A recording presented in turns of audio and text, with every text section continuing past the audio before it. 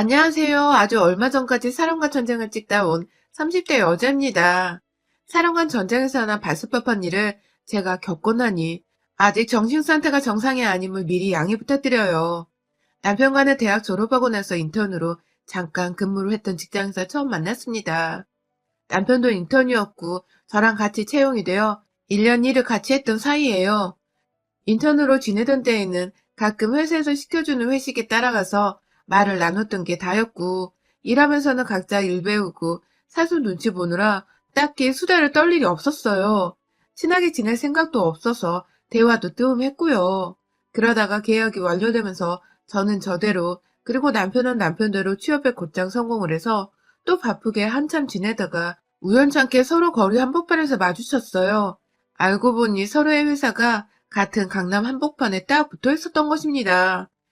맘만 먹으면 밖에서 만나고 커피 한잔 해도 될 만큼 가까운 거리였던지라 그날 마주친 것을 계기로 한동안은 점심때마다 혹은 아주 가끔 출근하는 길에 지하철역에서부터 마주쳤었어요.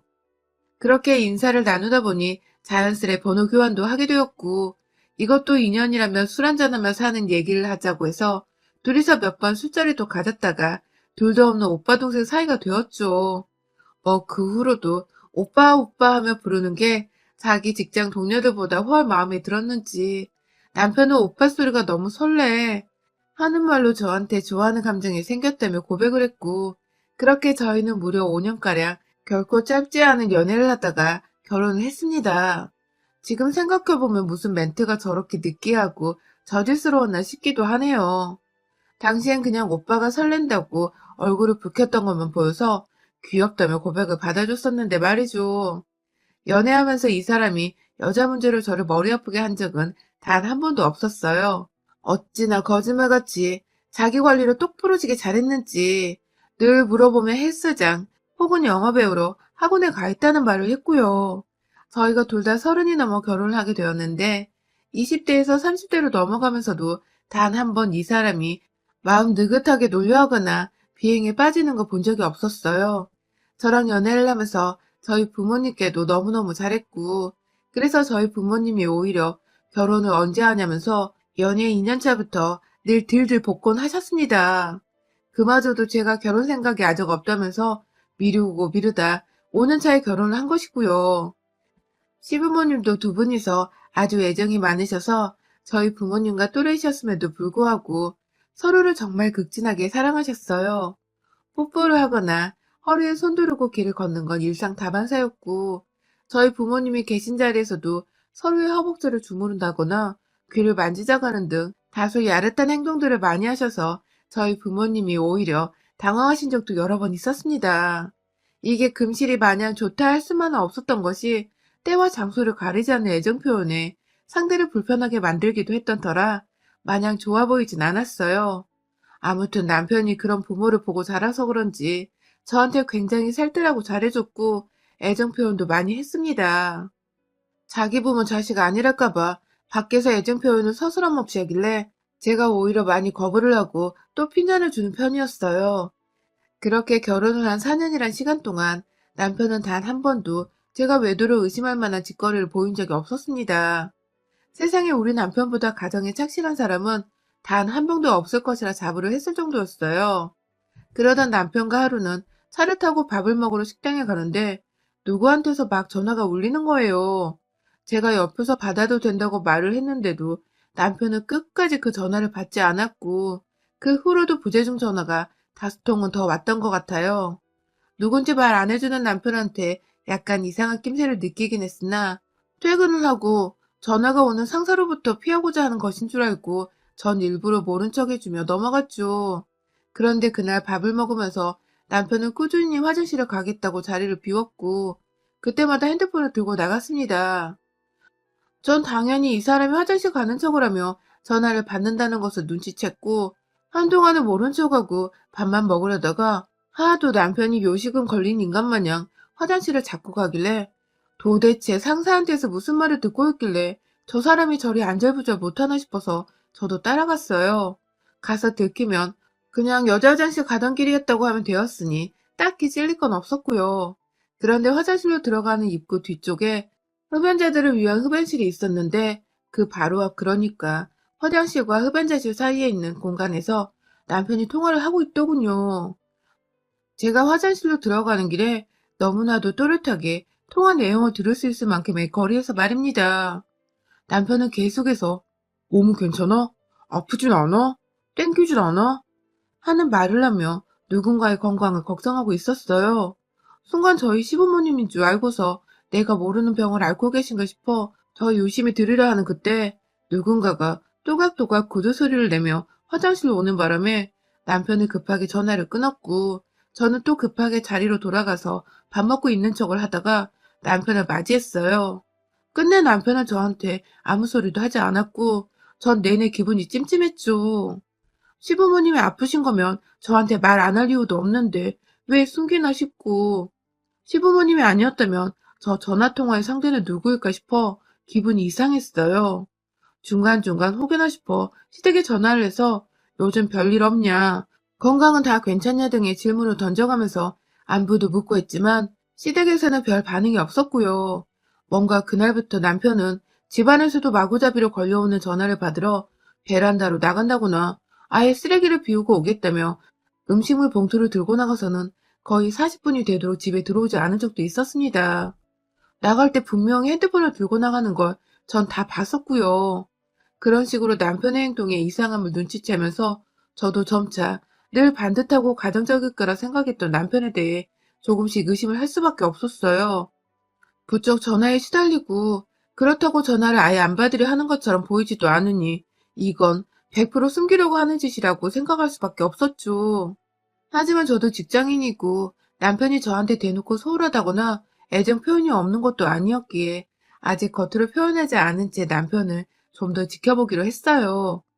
그렇게 7개월가량을 남편은 의미심장한 통화를 계속 해대면서 제가 눈치를 못 챘다고 생각을 하는 건지 대수롭지 않게 행동했고 그 와중에도 저와의 부부관계는 더욱 뜨겁게 맺었어요.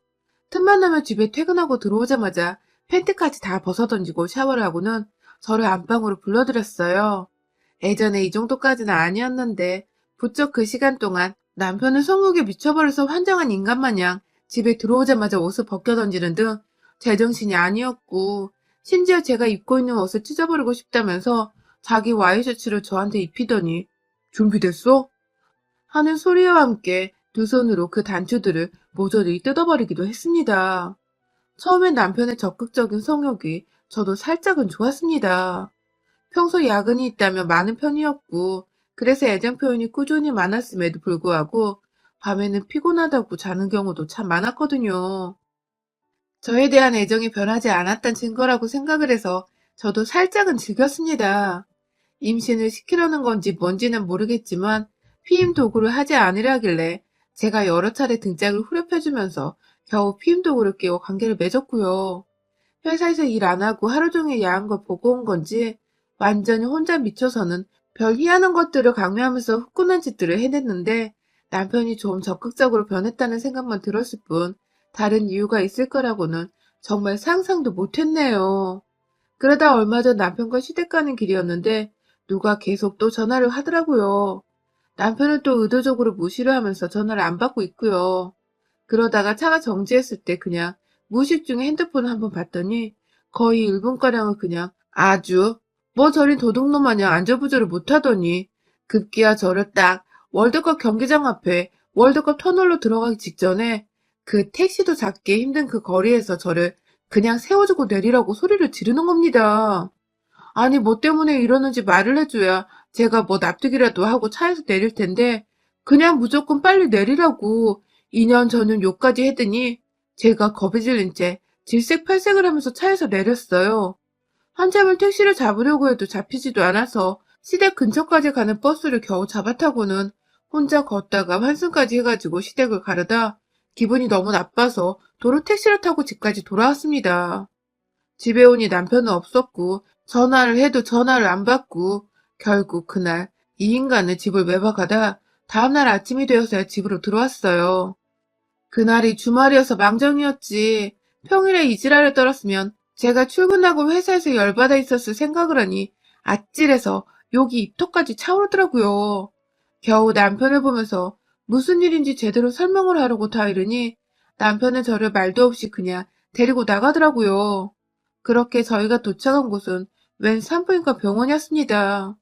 저요? 임신도 해본 적 없고 산부인과는 더더욱 와본 적도 없었는데 저를 데리고 여기 오니 기분이 이상하더라고요. 뭐 요즘 임신하게 하려고 남자들도 산부인과에서 검사를 받는 건가 싶어 정말 그 병원 안에 들어가는 순간까지도 전 상황 파악을 못하고 있었습니다. 그런데, 그런데 남편이란 놈이 절 산후조리원으로 데려가대요? 그러더니 절 데리고 들어가려다 코로나로 가족 말고는 안 된다고 해서 빠꾸를 먹었는데 남편은 그냥 안으로 들어가는 겁니다. 가족 말고는 못 들어간다고 방금 말씀을 하셨는데 내 남편은 들어갔단 말이죠. 당신 거기서 뭐해? 하고 물어보니 남편은 잠깐만 기다리라더니 안에 들어가서 한참 있다가 웬 여자랑 나오대요? 내 남편이 웬 막 출산한 여자를 부축하면서 와이프인 제 앞으로 말이죠. 그리고 그 여자가 절 보며 한다는 말이 와이프분이세요? 라는 겁니다. 손발이 부들부들 떨리는 와중에 남편만 쳐다봤어요. 안 그럼 도대체 무슨 일이 일어날 것 같아서 남편을 보면서 끝까지 남편 눈만 바라보며 물었어요. 이게 다 무슨 일이냐고. 나 왜 여기 있고 그 사람 누구냐며 여자를 밀쳐내고 남편을 끌고 오려고 하자 여자가 아! 하면서 오바일신을 하더니 옆에서 남편은 그러지 마. 내 아기 엄마야. 라며 세상에 이 여자가 글쎄 내 남편의 자식을 낳았다고 이실직고를 그제서야 하는 겁니다. 그러니까 그 말은 이 여자랑 그간 남편이 오랫동안 바람을 피워 임신을 시켜놓고 출산을 하니까 자기 새끼라며 어제는 조강지처를 도로 한가운데다 그냥 내리라고 차에서 쫓아내고는 지 혼자 지 새끼 태어나는 거 보려고 병원에 갔던 거더라고요. 그동안 저는 임신한 내연자랑 성관계를 못 가지니까 거기서 아쉬운 성욕을 채워보겠다고 저한테 야동에서나 볼 듯한 관계들을 요구하는 남편의 뜻에 따라 남편 성욕을 채워주고 있었던 거고요. 그러니까 완전히 이 새끼는 내연녀랑 하던 짓거리를 저한테서 욕구를 풀며 완전히 절 내연녀 대타 취급을 하며 가지고 놀더니 이제 완전히 지 새끼까지 낳아준 내연녀 따라 이혼이라도 하려는 듯이 저를 여기 산부인과에 데려온 겁니다. 그리고 이내 귀신같이 시부모님이 도착을 하셨어요. 그런데 시부모님은 이 모든 사실을 알고 있었다는 듯이 그 내연녀와 자연스럽게 인사를 하면서 고생했다고 수고했다며 제가 눈을 시퍼렇게 뜨고 있는데 내연녀와 인사를 나누시는 겁니다. 그러더니 귀엽고 저를 보더니 한다는 말이 이제 다 알았겠네. 그럼 이제 정리를 하자. 라면서 이게 마치 분리수거를 하면 해결될 일이라는 듯 얘기를 나눠 끝을 보자고 하시는데 분하더라고요. 진짜 소름 끼치게 이 가족이 미워 죽겠더군요. 지랄 발광을 하면서 내연녀에게 달려들었습니다. 순식간에 제 손에 뺨을 맞은 내 여자는 미동도 없었으나 옆에서 남편이 애 낳은 사람한테 무슨 짓이냐며 소리를 지르길래 그 새끼 정강이를 걷어차면서 주먹으로 뺨을 한 대 갈겼어요. 옆에서 절 말리려는 시어머니가 또 소리를 질러대길래 죽어! 하면서 시엄마 멱살을 잡고 네가 어떻게 나한테 이러냐며 막 쥐고 흔들며 한참 발악을 했어요. 그때 밖에서 소란이 나니까 안에서 산모들이 심심했었는지 막 밖으로 나오더라고요. 나오지는 못하고 그 유리문 안에서 뭔 일이냐며 막 수근거리기 시작했어요.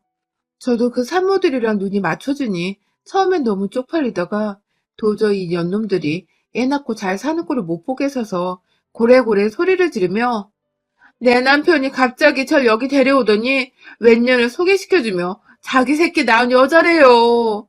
조광지처는 여기 돈을 시퍼렇게 뜨고 있는데 상간녀 애 낳았다고 인사시키러 절 데려왔어요.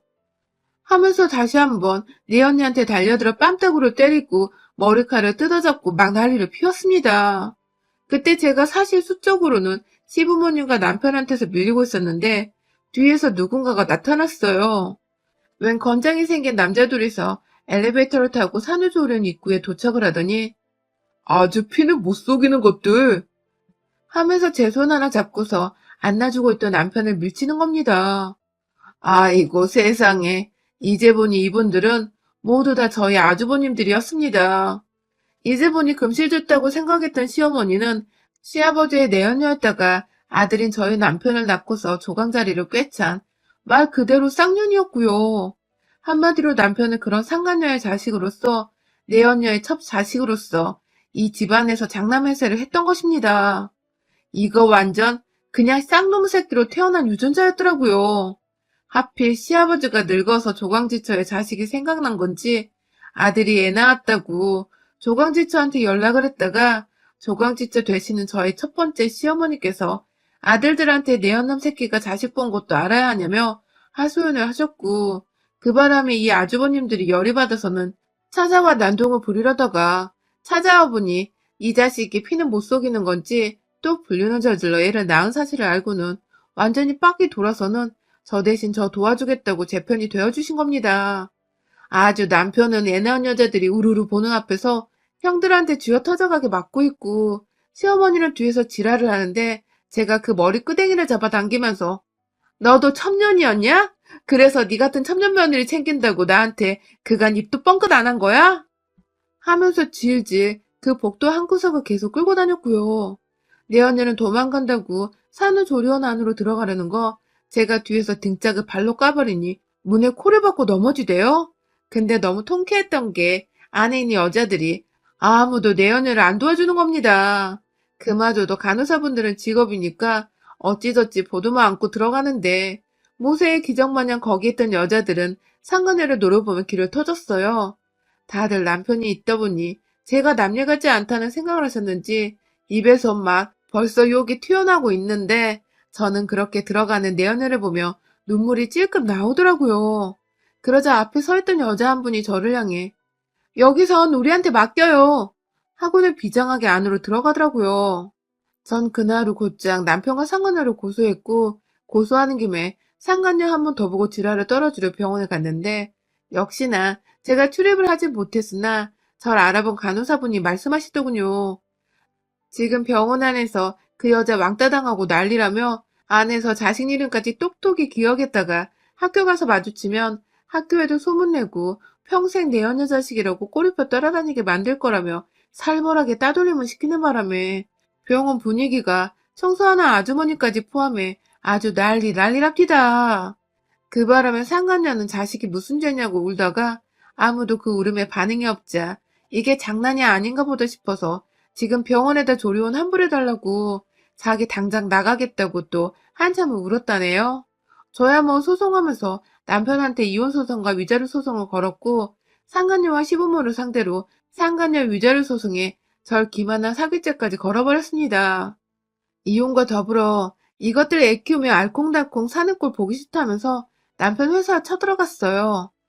그간 회사 주변에서 마주치며 저를 보고 또 저희 결혼식에도 참석했던 동료들의 도움을 받아서 아주 쉽게 회사 안에 들어갈 수 있었는데요. 그냥 확 소장을 여러 개 복사해가지고 불쌍한 척하며 회사에 뿌렸습니다.